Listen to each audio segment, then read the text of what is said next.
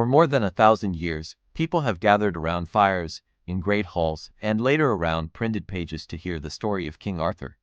The noble ruler of Camelot, the wielder of Excalibur, the friend of Merlin, and leader of the Knights of the Round Table. But if we travel back to Britain in the late 400s or early 500s, the world looks very different from the shining kingdom of legend. The Romans have left, their roads are cracking, their cities fading. Saxon warriors are pushing inland from the eastern shores.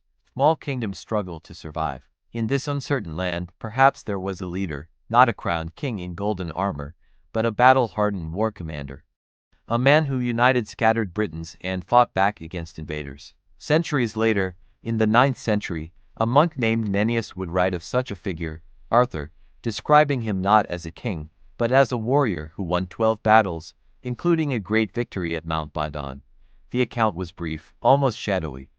No round table, no magic sword, just war. Then, in the 12th century, everything changed. A writer named Geoffrey of Monmouth retold the story with grandeur and imagination. He gave Arthur a royal lineage, a magnificent court, and a destiny. Camelot rose from the page. Merlin whispered prophecies. Excalibur flashed in the light. The once shadowy war leader became a legendary king. Meanwhile, on the rugged coast of Cornwall, at a place called Tintagel Castle, ruins stood overlooking the sea. Medieval storytellers claimed this was Arthur's birthplace. Archaeologists would later uncover evidence that important people once lived there in Arthur's supposed time, but they found no proof of the king himself. And so Arthur remains caught between history and myth. Perhaps he was a real man whose story grew in the telling.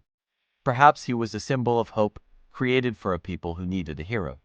Or perhaps he was always a legend, born not in a castle of stone, but in the imagination. In the end, the truth about King Arthur may be lost to time, but the story still lives.